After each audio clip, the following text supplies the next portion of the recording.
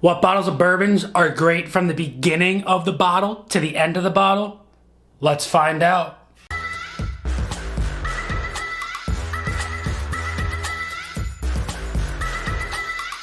What is going on, everybody? Nathan here with the Everyday Drinker, bringing you guys a brand new video. Today, we're gonna go over bottles of bourbons that are absolutely delicious from the very beginning of the bottle to the very end of the bottle. Before we get into my bottles, as always, I wanna know what bottles of bourbons and whiskeys you have enjoyed from the very beginning sip to the very last drop of that bottle. Let me know down in the comments below what those bottles are. If you enjoy the content, make sure you drop that like. Lets me know you enjoy the content. And if you're brand new and you really enjoy it, make sure you smash that subscribe button. We're on the road to 20,000 subscribers. I want to hit that by the end of 2024, and I want every single one of you to be a part of it. Subscribing is free, makes me happy, and if you subscribe, you're going to get great bourbon luck here in the month of March. And one more thing, check out the Patreon, link is down below. Now, we all know that bourbon changes in the beginning of its lifetime all the way to the end of its lifetime, no matter how long its lifetime may be with you. Whether that bottle lasts a day, a week, a month, a year, 2 years, that bourbon is going to slowly in time change from the day you got it to the last sip that you took out of that bottle. Now, what bottles, in my opinion, that I have acquired throughout my entire bourbon journey have been absolutely delicious from their first sip to their last? Well, let's get into bottle number one. Bottle number one for me is going to have to go to Old Forester 1910 Old Fine Whiskey. Now, this is a double barrel finished bourbon. This goes into a secondary charred oak barrel after its first aging process.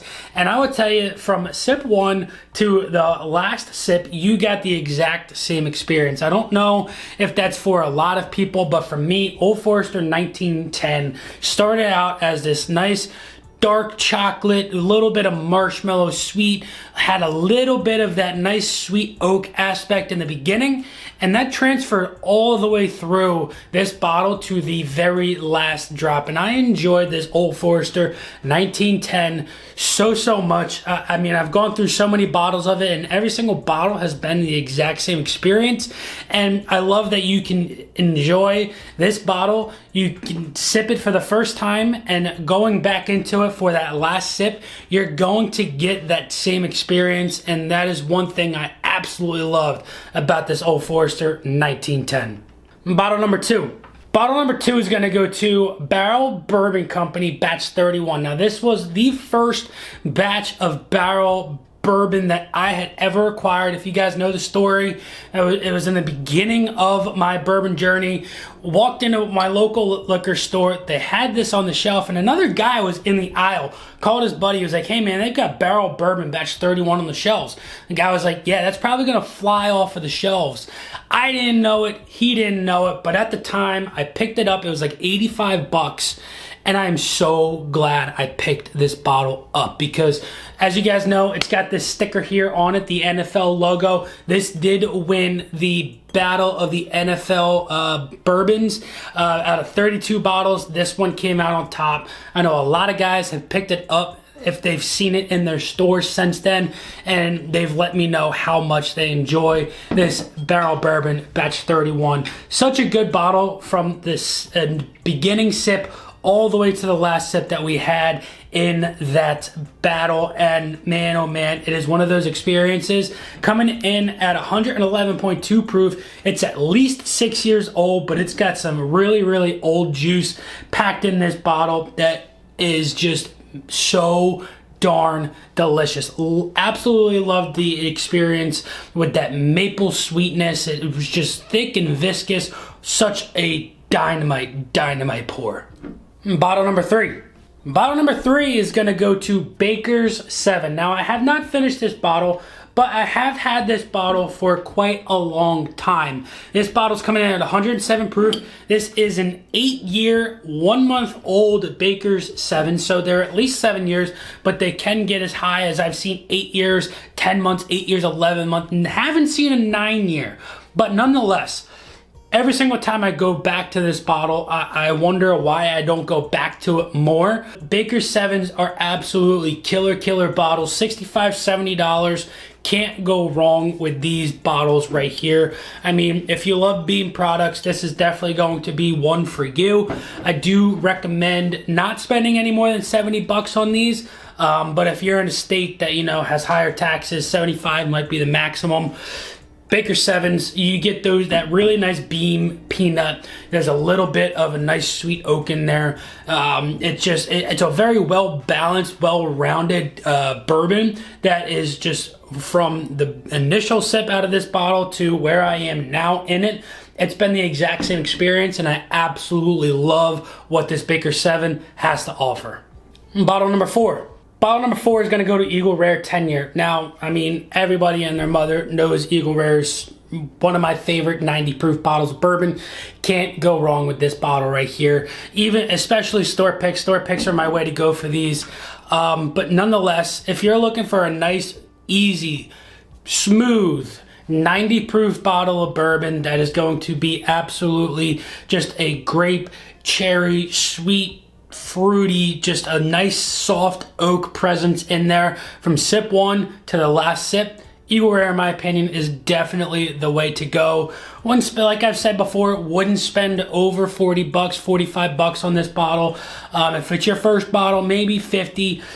Store picks wouldn't go over 55, but these are just so darn delicious in my opinion. They hit that what you're looking for. If you're not looking to burn your palate out, if you're looking for something that's going to be nice and easy and enjoyable, this is definitely the way to go. I've probably gone through 7, 8 Eagle Rare bottles in my bourbon experience, and I definitely need to pick up another one because we're down to a 1.5 back there, and I definitely need to get another one. But nonetheless, Eagle Rare, definitely a must-have and enjoyable sip from one to the end. Let's get into bottle number 5. Bottle number 5 is going to go to Penelope Architect. This one specifically is batch number 1. We've got probably 6 ounces left in this bottle. Coming in at 104 proof. Every single one of the Architects is completely different, but they're all so darn delicious in my opinion. I've got 5 or 6 of them.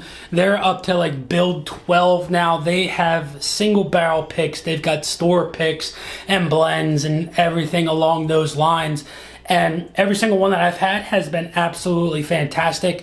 $50, $55, they might push $60 in your area. In my opinion, one of the best introductions into what French oak can do to a bourbon, and I've loved every single sip out of every single one of my bottles, and they have been absolutely killer from sip 1 to wherever they are in that bottle. Bottle number 6. Bottle number 6 is going to go to Wilderness Trail Wheated Bottled in Bond. This is the bottle that got me really hooked on Wilderness Trail and wanted to be a participant in my barrel pick.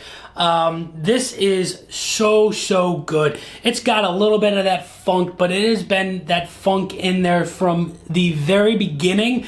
I found it when I did the review of this bottle, and I mean, I've had this bottle now for probably almost 2 years now, and I went back to it last night, and it still has that really nice, just that funk is in there, but it brings in this nice sweetness. It's overwhelming, just like really nice floral note that this has. It's a different style wheat in my opinion. You know, it's not super sweet, but it still has that sweet aspect in there that's very nice and approachable for a bourbon drinker to go into. If this is one of their first bottles, you're going to experience that funk, but you're going to have that nice sweet floral aspect that this does have to offer. And I mean, for 100 proof, it's really nice. It's really easy to get into, and I absolutely love the Wilderness Trail Wheated Bottled in Bond. And finally, let's get into bottle number 7. I had to throw a high proofer bad boy in here, and one of those go-to high proof bad boys that I've had this bottle now for probably a year and a half. This is the Stagg Jr. batch 15 coming in at 131.1 proof. And we're a little less than halfway through this bottle, and every single time this bottle opens up, to be a little bit better than the last sip. It's opened up so beautifully that, you know, it just gets sweeter and sweeter, and the proof, in my opinion, it dissipates a little bit more and blasts out that flavor that is packed into this bottle. And it is an experience like none other. I absolutely love Stagg Jr. I mean, we just got our first bottle of George T. Stagg back there, and I can't wait to put that George T. Stagg up against my other Stagg Juniors to see where, you know, these bottles end up. But nonetheless, every single time I go to this specific Stagg Jr. batch 15, I just fall back in love with barrel proof Buffalo Trace products. It is just all around just absolutely delicious. You know, I don't want to tell you guys what to spend on a bottle of bourbon, but I don't think you should go over 150 on Stagg Jr. 180 is probably the absolute maximum. But if I do find a batch 15 again, I think I might go up to like $200 on this bottle, because just how darn delicious this bottle of bourbon is, in my opinion. And I mean, every single Stagg Jr. I have, every single time I go back to it, they don't disappoint. It's good from the first sip to wherever they are in their bottles. Absolutely love Stagg Jr. So like I said, I want to know what bottles of bourbons and whiskeys you guys have absolutely loved, from pour number one to wherever it is, even if it's an empty bottle or you just had the last pour and it was absolutely killer from sip one to that last sip. Let me know what those bottles are down in the comments below. Leave that like, and if you're brand new, smash that subscribe button. But until next time, this has been Nathan with the Everyday Drinker. Cheers.